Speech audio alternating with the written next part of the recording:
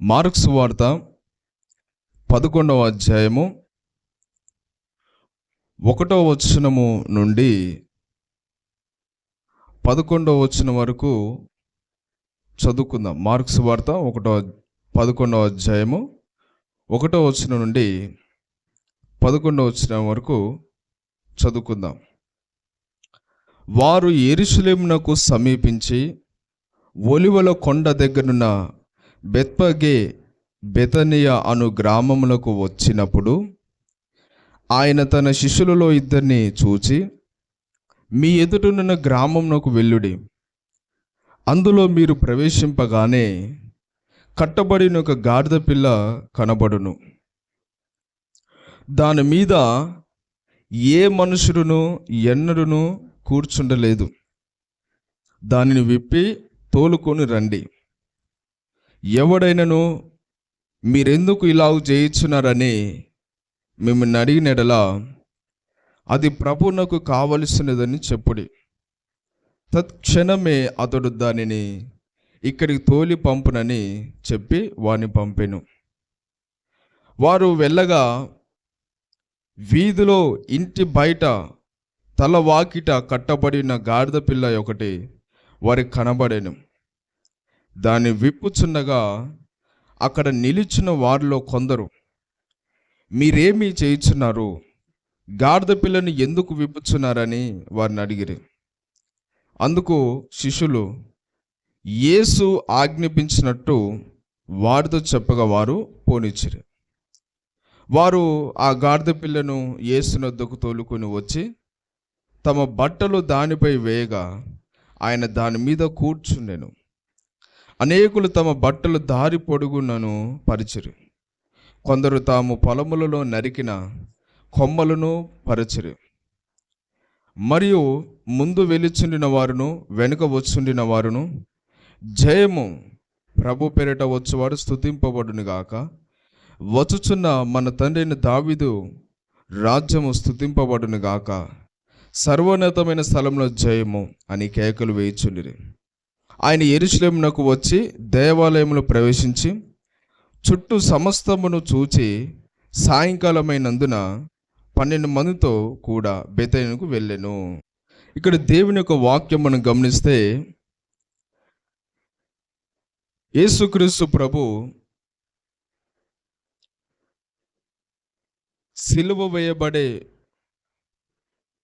ఆ యొక్క ఆదివారము, అంటే శుక్రవారం రోజు సిలువ వేయబడతారనగా అంతకు మునుపు ఆదివారం రోజున యేసు ప్రభు యెరూషలేము పట్టణం అంతా కూడా తిరుగుతాడు. అంటే దీన్ని ఏమంటారంటే మట్టల ఆదివారము అనేసి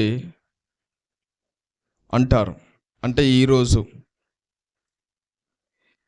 ఈ చివరి ఆదివారము, అంటే యేసు ప్రభువు సిలువ వేయబడే చివరి ఇక వారం అన్నమాట, ఆదివారము. ఈ రోజున, ఈ ఆదివారం రోజున యేసుక్రీస్తు ప్రభు యెరూషలేము పట్టణం అంతా కూడా తిరుగుతాడు. చూడండి, యేసుక్రీస్తు ప్రభు యెరూషలేము పట్టణంలోకి వస్తున్నాడు. యెరూషలేము పట్టణం అంటే అది యెరూషలేము దేవుని యొక్క పరిశుద్ధ స్థలము, దేవుడు కోరుకున్న స్థలము. అలాంటి పట్టణంలోకి ఆయన సిలువ వేయబడే ఒక వారం ముందు వస్తున్నాడు. ఎందుకంటే దేవుని వాక్యము నెరవేరినట్లుగా, అంటే యేసుక్రీస్తు ప్రభు గురించి సుమారుగా యేసు ప్రభు రాక మునుపు క్రీస్తు పూర్వము 500 సంవత్సరాల క్రితమే జకరియా అనే ఒక ప్రవక్త ద్వారా దేవుడు మాట్లాడినాడు. జకరియా అనే ప్రవక్త యేసు ప్రభు గురించి ప్రవచించినాడు. ఏమనంటే, సియోను కుమారి ఉల్లాసించుము, సంతోషించుము, యెరూషలేము నివాసులారా సంతోషించండి, నీ రాజు అంటే యేసుక్రీస్తు ప్రభు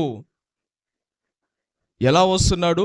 నీతిపరుడు, రక్షణ గలవాడు, దీనుడై గాడిద పిల్లను ఎక్కి నీ యొద్దకు వస్తున్నాడు అనేసి యేసు ప్రభు పుట్టక మునిపే ప్రవచించినాడు జకర్యా ప్రవక్త. ఆ వాక్యం నెరవేరినట్లుగా యేసు ప్రభు మరి ఆయన సిలువ వేయబడే ఆ ఒక వారం ముందు, అంటే ఆదివారం రోజున ఈ యెరూషలేం పట్టణంలోకి వాక్యం నెరవేరినట్లుగా వెళ్తున్నాడు. చూడండి, యెరూషలేం పట్టణం అంటే అది దేవుని నగరము, యేసు ప్రభు యొక్క రాజనగరం అది. ఆ యెరూషలేముకి రాజు అయిన యేసుక్రీస్తు ప్రభు వస్తున్నాడు. వాస్తవానికి చూస్తే యెరూషలేం పట్టణంలో యేసు ప్రభు ఎక్కువ అక్కడ ఉండలేదు, ఎప్పుడు కూడా అక్కడ ఉండలేదు. అది దేవుని పట్టణం అయినప్పుడు కూడా అక్కడ ఉండలేదు. అప్పుడప్పుడు వచ్చి అక్కడ ఆ మందిరంలోకి వచ్చి రోగులను స్వస్థపరిచేవాడు, అనేక అద్భుతాలు చేసి వాక్యం చెప్పేవాడు, కానీ అక్కడ ఉండకపోయేవాడు. అక్కడ ఎక్కువ అంతా మత పెద్దలు ఉంటారు, శాస్త్రులు, పరిసయ్యులు, సద్దుకయ్యులు, యూదా మత పెద్దలు ఉంటారు అనమాట అక్కడ. ఆయన అక్కడ ఎక్కువ ఉండేవాడు కాదు. అక్కడ ఏదైనా అద్భుత కార్యాలు, వాక్యం చెప్పేది అట్లాంటివి చేసేది, కానీ అక్కడ ఉండేవాడు కాదు. అయితే ఆయన సిలువ వేయబడే ఒక వారం ముందు ఆదివారం రోజున, ఈ మట్టల ఆదివారం రోజున యెరూషలేం పట్టణానికి వచ్చి ఆ పట్టణం అంతా కూడా తిరుగుతున్నాడు. ఎలా తిరుగుతున్నాడు? ఆయన యెరూషలేం పట్టణము దగ్గరికి సమీపములో ఈ బెత్పగే, బెతని అనే గ్రామాలు ఉంటాయి. యెరూషలేం పట్టణానికి వచ్చే ముందు ఉంటాయి. ఆడికి రాగానే ఆయన శిష్యులతో ఇద్దరితో చెప్తున్నాడు, మీరు వెళ్ళి మీ ఎదుటిన్న గ్రామంలోకి వెళ్ళండి. అక్కడ ఒక గాడిద పిల్ల మీకు కనిపిస్తుంది కట్టబడి. ఆ గాడిద పిల్ల మీద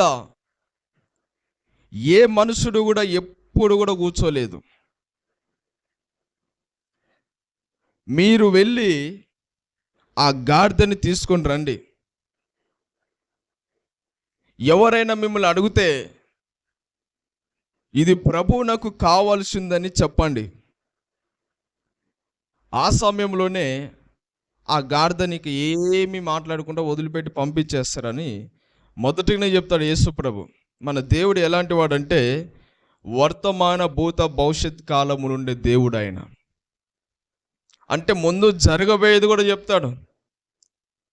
అక్కడ ఎవరైనా వీళ్ళని అడుగుతారు అని తెలిసే యేసు ప్రభు చెప్పినాడు, ఎవరైనా అడిగితే మీరు ఈ విధంగా చెప్పండి, ప్రభు నాకు కావాల్సిందని చెప్పండి, వెంటనే పంపిస్తారని చెప్తాడు.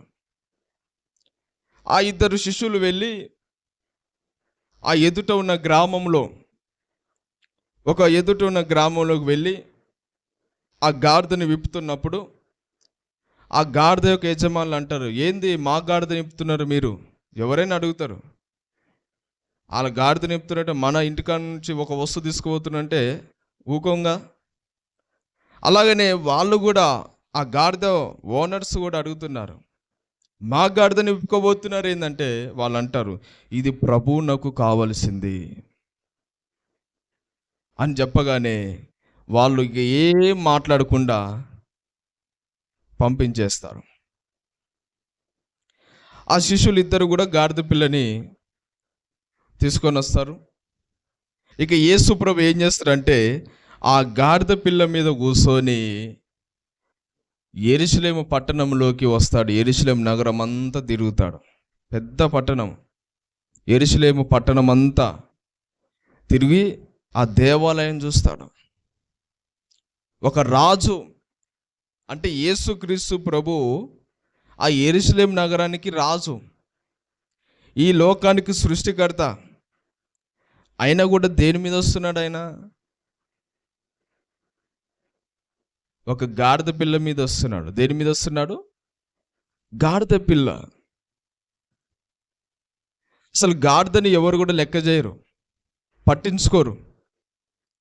ఆ కాలంలో ఏదన్నా మొయ్యాలన్నా, బరువులు అవన్నీ మొయ్యాలన్నా కూడా గాడిద మీదనే పెట్టేవారు. గాడిద ఎంత బరువైనా, ఎంత దూరమైనా అది మోస్తూ నడుస్తూనే ఉంటుంది. ఆ కాలంలో దాన్నే ఎక్కువ వాడేవాళ్ళు ప్రజలు. ఈ గాడిద అంటే ఎవరు కూడా పట్టించుకోరు, దాన్ని ఎవరు లెక్క చేయరు. కానీ ఈ భూమి ఆకాశం సృజించిన దేవుడు, యెరూషలేము రాజు, ఆ రాజైన యేసు ప్రభు యెరూషలేము ఆయన నగరంలోకి తిరిగేటప్పుడు దేన్ని వాడుకున్నాడు? గాడిద పిల్లని వాడుకున్నాడు. గాడిద పిల్ల మీద ఎక్కి వస్తున్నాడు ఆయన. ఒక రాజు గాడిద పిల్ల మీద అసలు ఎక్కరు ఎవరు కూడా. ఏదైనా ఆ కాలంలో ఒక రాజుని అభిషేకించిన, ఒక రాజుకి ఎన్నికైనా కూడా ఆ కాలంలో ఏం చేసేవారంటే, ఆ రాజుని ఏం చేసేవారంటే ఒక ఒక ఒక గాడిద అంటే ఒక గుర్రం మీద, ఒక రథం మీద కూర్చోబెట్టి ఆ పట్టణం అంతా తిప్పేవారనమాట. ఒక గుర్రం మీద, ఒక రథం మీద కూర్చునే వాళ్ళు ఒక రాజు ఎన్నికైతే.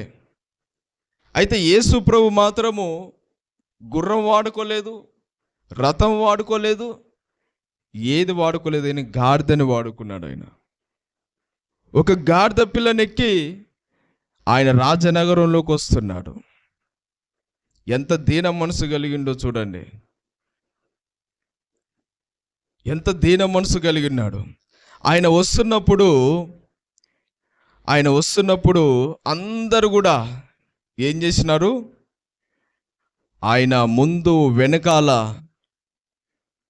అందరూ కూడా హోసన్నా జయమే, ప్రభు పేరిట వచ్చువాడు స్తుతింపబడునుగాక, దావీదు కుమారుడు, దావీదు రాజ్యం స్తుతింపబడునుగాక, సర్వోన్నతమైన స్థలమున జయము అని కేకలు వేస్తున్నారు. జయము జయము అంటున్నారు. అంటే జయము అంటే హోసన్నా అని అర్థము. ఏంటిది? హోసన్నా. హోసన్నా అంటే అర్థమైందో తెలుసా? నన్ను రక్షించు దేవా, నన్ను ఇప్పుడే రక్షించు అని అర్థము. ఇలా కేకలు వేస్తూ ఆయన వెనకాల, ఆయన ముందు ప్రజలందరూ కూడా వారి చేతిలో మట్టలు పట్టుకొని, అంటే ఈ ఖర్జూరపు మట్టలు, ఆ ఖర్జూరపు మట్టలు పట్టుకొని ఆ యేసు ప్రభు వస్తున్నప్పుడు అందరూ కూడా దేవుని స్తుతిస్తూ ఉన్నారు. ఆ గాడిద పిల్ల మీద వాళ్ళ వస్త్రాలు వేసినారు. ఆ గాడిద పిల్ల మీద యేసు ప్రభు కూర్చున్నాడు. ఆ గాడిద పిల్ల వస్తున్నప్పుడు ఆ దారి పొడుగున వాళ్ళ బట్టలు కూడా పరిచినారు. ఇంకా యెరూషలేము పట్టణం అంతా తిరుగుతున్నాడు ఆ గాడిద మీద. చూడండి ఎంత గొప్ప కార్యమో. అంత గొప్ప దేవుడైండు కూడా ఒక గాడిద పిల్ల మీద ఆ యెరూషలేము నగరం అంతా కూడా తిరిగినాడు. చూడండి, అందుకని యేసు ప్రభుకు ఆ జకరియా ఏమంటున్నారంటే, నీ రాజు అంటే యేసుక్రీస్తు ప్రభు ఎలాంటి వాడంట? నీతి గలవాడు. యేసు ప్రభు ఎలాంటి వాడు? నీతి న్యాయం కలిగిన దేవుడు ఆయన.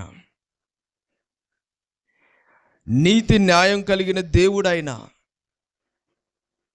ఆయన అన్ని విషయాలలో మనకు న్యాయం తీర్చే దేవుడు, అన్యాయం చేసే దేవుడు కాదు ఆయన. ఎవరికైనా, ఎలాంటి వారైనా కూడా న్యాయం తీర్చే దేవుడు ఆయన. ఆయన యథార్థవంతుడు, పరిశుద్ధుడు, ఏ పాపం లేనివాడైనా. నాలో పాపం ఉందని ఎవరైనా రుజువు చేయగలుగుతారని లోకానికి సవాలు విసిరిన దేవుడు ఆయన. ఎక్కడ కూడా ఆయనలో పాపం లేదు. ఒక మాటలో కానీ, చూపులో కానీ, ప్రవర్తనలో కానీ, జీవితంలో కానీ, ఆయన రక్తంలో కానీ ఎక్కడ కూడా పాపం లేదు. ఆయన పరిశుద్ధుడైన దేవుడు ఆయన. అలాంటి న్యాయం కలిగిన దేవుడు మన దేవుడు. ఆయన తీర్పు కూడా న్యాయంగానే ఉంటుంది. ఈ లోకంలో ఉన్నవారేమో ఒక్కొక్క విధంగా తీర్పు తీరుస్తారు, ఒక్కొక్క విధంగా మనుషులని తీర్పు తీరుస్తారు. ధనవంతులకు ఒక తీర్పు, దరిద్రులకు ఒక తీర్పు, బలవంతులకు ఒక తీర్పు, బలహీనులకు ఒక తీర్పు. ఈ విధంగా ఈ లోకంలో ఒక్కొక్కరు ఒక్కొక్క తీర్పు తీరుస్తారు. అన్యాయమైన తీర్పు ఈ లోకంలో. కానీ యేసు ప్రభు మాత్రము నువ్వు పేదవాడివైనా, గొప్పవాడివైనా, దరిద్రుడైన, ధనవంతుడైనా, బలవంతుడైన, బలహీనుడు, నువ్వెవరైనా సరే నీ పాపం బట్టి, నీ క్రియలను బట్టి ఆయన ఒకటే తీర్పు తీరుస్తాడు. ఈ లోకంలో ఆడ మోగాన్ని చూసి తీర్పు తీరుస్తారు. కానీ యేసు ప్రభు అట్లా కాదు. నువ్వెవరైనా సరే నీ జీవిత విధానం బట్టి ఆయన తీర్పు తీరుస్తాడు. ఆయన న్యాయవంతుడైన దేవుడైనా, పాపం లేదు, పరిశుద్ధుడైనా, ఆయన తీర్పు తీర్చడంలో కూడా పరిశుద్ధమైన తీర్పు తీరుస్తాడు. న్యాయమైన తీర్పు ఆయన, న్యాయమైన తీర్పు తీరుస్తాడు ఆయన. అలాగే ఇంకా అక్కడ ఏమి సెలవిస్తుందంటే వాక్యము, రక్షకుడు అంట. యేసు ప్రభువులు రక్షకుడు, నీతిపరుడును, రక్షణ గలవాడు. మన ప్రభు ఎలాంటి వాడంట? రక్షణ గలవాడు, అంటే రక్షించే దేవుడు ఆయన. మన దేవుడు రక్షించడానికి ఈ లోకానికి వచ్చినాడు. నశించిపోతున్న దానిని వెదికి రక్షించడానికి ఈ లోకానికి వచ్చినాడు ఆయన. ఈరోజు ఒకవేళ యేసు ప్రభు ఇంకా మన కోసం రాకుండా, మన కోసం ప్రాణం పెట్టకుండా ఉంటే ఈరోజు మనం కూడా ఎప్పుడో నరకంలో కాలిపోయేటోళ్ళం, నిత్య నరకములు కాలిపోయేటోళ్ళం.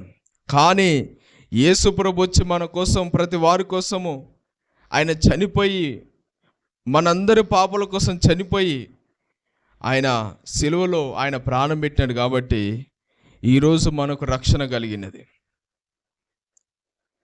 మన దేవుడు రక్షిస్తాడు కానీ శిక్షించే దేవుడు కాదు ఆయన. మన దేవుడు బెదిరించడు, శిక్షించడు. నీవు ఇక నాకు వద్దు పో, నీ పరిస్థితి ఏమైనా బాలేదు అని ఎప్పుడు కూడా అన్నాడు ఆయన. అందరూ చీదరించుకున్నా కూడా ఆయన చీదరించుకునే దేవుడు కాదు. నువ్వు ఆయన కావాలి. ఎందుకంటే ఆయన మనల్ని ఎంతగానో ప్రేమిస్తున్నాడు. రక్షించడానికి లోకానికి వచ్చినాడు ఆయన. ఇంకా అక్కడ వాక్యం ఉంది, దీన మనసు గలవాడు. మన దేవుడు ఎవరు? దీన మనసు.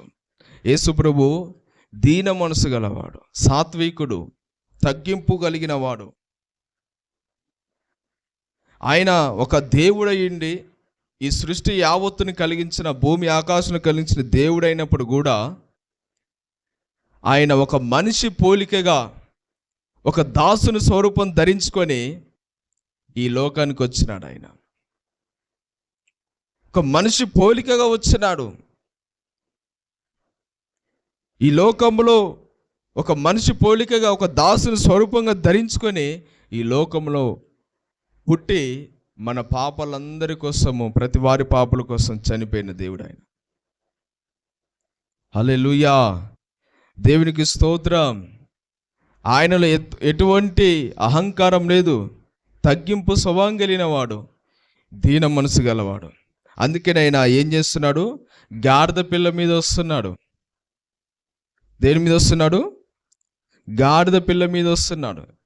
నేను ఈ భూమి ఆకాశం కలిగించిన దేవుణ్ణి, ఈ యెరూషలేం పట్టణము నాది, అలాంటిది నేను గుర్రం మీద, మంచి రథాల మీద వస్తాను అని అనలే.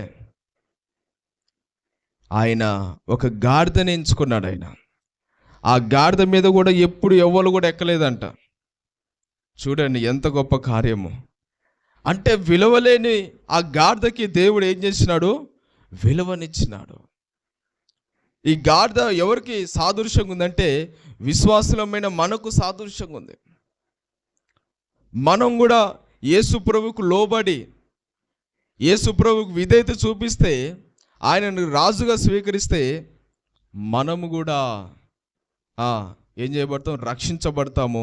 ఆయన మనలోకి వస్తాడు. ఆయన హల్లెలూయా, దేవునికి స్తోత్రం. యేసు ప్రభు ఎక్కగానే ఆ గాడిదకి ఏమొచ్చింది? విలువ వచ్చిందంట.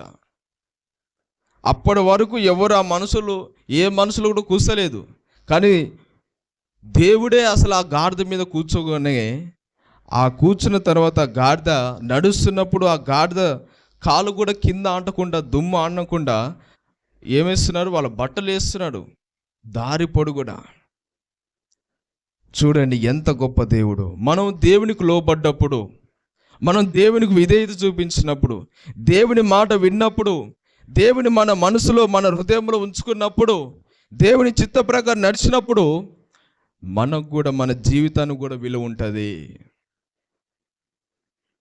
యేసు ప్రభువు లేనన్ని రోజులు మనకు విలువ ఉండదు. ఆయనకు దూరం ఉన్న రోజులు మనం ఏం చేయలేము. మనకు విలువ ఉండదు. మనల్ని ఎవరు పట్టించుకోరు. మనం ఎక్కడ పోయినా అపజయాలే, ఏమి సాధించలేము, సంతోషం ఉండదు. కానీ యేసు ప్రభు ఎప్పుడైతే మనలో ఉంటాడో మన జీవితానికి విలువ ఉంటుంది. హల్లెలూయా. నీకు ఏది లేకపోయినా, ఎవరు లేకపోయినా సరే, కానీ యేసయ్య నీ హృదయంలో ఉంటే చాలు, అందరూ నీ ఎదుకు వస్తారు. నువ్వు దేవుని వెతుకుతే అందరూ నిన్ను వెతుక్కుంటూ వస్తారు. చూడండి, ఒక విలువలేని గాడిద యేసు ప్రభువును మోస్తుంది. గాడిద అంట మూర్ఖ స్వభావం కలిగింది ఉంటుందంట. గాడిద మూర్ఖ స్వభావం కలిగి కూడా ఉంటుందంట. మూర్ఖ స్వభావం, దాని బుద్ధి ఎలాంటిదంట, మనుషుల బుద్ధి కూడా అలాగనే ఉంటుంది. తిరగబడతారు, చెప్తే వినరు, చెవును పెట్టరు, లోబడరు. ఎంత చెప్పినా కూడా ఒక వెర్రితనంగా చూస్తారు. అందుకనే మనం కూడా అట్లా మూర్ఖ స్వభావం కలిగి ఉండకుండా మనం ఏం చేయాలి? లోబడాలి. లోబడినప్పుడు మనం కూడా నిజమైన ఆనందం పొందుతాము, మనం రక్షించబడతాము. యేసయ్య మనలో ఉంటే ఇక మనకి అంతకన్నా గొప్ప భాగ్యం ఏముందండి? ఏది లేకపోయినా యేసు ప్రభు ఉంటే అది దానికంటే గొప్ప భాగ్యము అసలు ఇక ఏది ఉండదు ఈ ప్రపంచంలో. కానీ యేసు ప్రభు లేకపోతే ఎన్ని ఉన్నా కూడా గుండు సున్నా. ఏసున్నా గుండు సున్నా. ఎన్ని ఉన్నా కూడా యేసు ప్రభు లేకపోతే సున్నా, వేస్ట్. ఎందుకంటే అవేది కూడా నిన్ను నిత్య జీవంలోకి చేర్చలేవు, నీకు రక్షణ ఇవ్వలేవు, నీ జీవితంలో సమాధానం ఇవ్వలేవు, సమాధానం తీసుకురాలేవు, రక్షణ తీసుకురాలేవు, నిన్ను పరలోకంలో చేర్చలేవు. అందుకని యేసు ప్రభువును మన హృదయంలో చేర్చుకోవాలి. హల్లెలూయా, దేవునికి స్తోత్రం. చూడండి, ఇక్కడున్న ప్రజలు కూడా ఆశ్చర్యపోయినారంట. యేసు ప్రభు ఆ యెరూషలేము పట్టణం అంతా తిరుగుతున్నప్పుడు ఆశ్చర్యపోయినారు. ఎందుకంటే యెరూషలేము పట్టణంలో యేసు ప్రభు ఎప్పుడు ఉండేవాడు కాదు కాబట్టి అక్కడున్న ప్రజలు కూడా కొంతమంది ఆశ్చర్యపోయినారు. ఇక ఈ పరిసయ్యులు శాస్త్రులు అయితే యేసు ప్రభువుని దూషిస్తున్నారు. ఓ బోధకుడా, ఏంది ఈ అరుపులు, ఈ కేకలేంది, ఈ కేకలేంది, ఇలా నోర్లు మొయ్యమని చెప్పు అని యేసు ప్రభువుని అంటారు. అప్పుడు యేసు ప్రభు ఏమంటాడు? వీళ్ళ నోర్లు మూస్తే ఆ బండలు స్తుతిస్తాయి అంటాడు. వీళ్ళ నోర్లు మూపిచ్చిన అనుకోండి, ఆ బండలు కూడా నన్ను స్తుతిస్తాయి అంటున్నాడు ఆయన. అంటే ఇక్కడ చూడండి, ఈ శాస్త్రులు ఈ పరిశీలి ఏంటంటే ఒక అసూయపడుతున్నారు. ఈయన యేసు ప్రభు, ఈయన మెస్సయ్య కాదు. ఇప్పుడు దావీదు కుమారుడు అంటే ఎవరో మెస్సయ్య. వాక్యం ప్రకారం దావీదు కుమారుడు, దావీదు వంశంలో నుంచే వస్తాడు. కాబట్టి ఈ యూదులకు కూడా తెలుసు. అయితే ఇప్పుడు యేసు ప్రభునే ఇక్కడున్న జనమంతా కూడా దావీదు కుమారునికి జయము అంటున్నారు. అంటే మెస్సయ్య ఈయనే అంటున్నారు ప్రజలందరికీ. అందువల్ల ఈ శాస్త్రులకు ఏమవుతుంది? కోపం వస్తుంది. ఏమొస్తుంది? యేసు ప్రభుని మెస్సయ్యగా అంగీకరించారు ఇప్పటికీ యూదులు. యేసు ప్రభు ఈయనే మెస్సయ్య, ఈయనే అభిషక్తు అంటే యూదులు ఇంకా నమ్మరు ఇప్పటికే. వాళ్ళు ఏంటంటే ఇంకా వస్తాడు మెస్సయ్య వస్తాడు ఇంకా వాళ్ళు ఒక భ్రమతో ఉన్నారు వాళ్ళు. చూడండి, అయినా కూడా యేసు ప్రభు ఆయన ఏం చేసినాడంట? దేవాలయం అంతా కూడా తిరిగినాడంట. ఆయన యెరూషలేమునకు వచ్చి దేవాలయంలో ప్రవేశించి చుట్టూ సమస్తమును చూచి సాయంకాలమైన 12 మందితో కూడా బేతేనుకు వెళ్ళాను. ఆ యెరూషలేం ఆ దేవాలయంలో కూడా అంతా ఏం చేస్తున్నాడు? వ్యాపారం చేస్తున్నారు, రూకాలు అమ్ముకుంటున్నారు. దేవుని మందిరముగా లేదు, ఒక గొడ్ల సంతగా ఉన్నది. అందుకని యేసుప్రభు అక్కడ ఖండియడం వల్ల, ఈయన దావీదు కుమారుడు అని అక్కడున్న ప్రజలందరూ కూడా అనడం వల్ల ఆ శాస్త్రులకు కోపం వచ్చి ఇంకెక్కువగా యేసుప్రభుని ఆయనని శిక్షించాలని చూసినారు. చూడండి, అయినా కూడా యేసుప్రభు మాత్రము ఆయన వచ్చి ఆ దేవాలయం అంతా కూడా చూసినారంట. చూసి ఓ యెరూషలేమా కన్నీరు గార్చినాడంట యేసుప్రభు. ఆ యెరూషలేం పట్టణాన్ని మందిరాన్ని చూసి కన్నీరు గార్చినాడు. యెరూషలేమా ఇదిగో నీ రాయి మీద రాయి ఉండకుండా శత్రువుల్ని మీద ముట్టడి వేసి రాయి మీద రాయి ఉండకుండా చేస్తారు అనేసి యేసుప్రభు అంటాడు. అన్నట్టుగానే మరి క్రీస్తు శకం 70లో ఈ రోమా చక్రవర్తి వచ్చి ఆ మందిరం అంతా కూల్చేస్తాడు. ఇప్పటి వరకు అక్కడ మందిరమే లేదు. చూడండి ఎంత గొప్ప కార్యము. అందుకనే ఈ యూదులు వారు చేసుకున్న పాపం వారి మీదకే వచ్చింది. కానీ యేసుప్రభు మాత్రము ఆయన ఎలాంటి వాడు? నీతి గలవాడు, రక్షణ గలవాడు, దీన మనసు గలవాడై యెరూషలేం పట్టణంలోకి వచ్చినాడు ఆయన. హల్లెలూయా! ఒక గాడిద పిల్లని ఎక్కి వచ్చినాడు. ఈరోజు మనం కూడా యేసు ప్రభువుకు లోబడినప్పుడు, యేసు ప్రభువుకు మన హృదయాన్ని ఇచ్చినప్పుడు, యేసు ప్రభు మన హృదయం ఉంచుకున్నప్పుడు మనకు కూడా విలువ వస్తుంది, మనకు కూడా సమాధానం ఉంటుంది, మనం కూడా ఆశీర్వదించబడతాము, మనం కూడా పరలోకంలో చేర్చబడతాము. కాబట్టి మనం కూడా ఇటు విధంగా దేవునికి లోబడదాము, దేవుని చిత్త ప్రకారం నడుచుకుందాము. దేవుడి మాట దీవించి ఆశీర్వదించును గాక. ఆమేన్.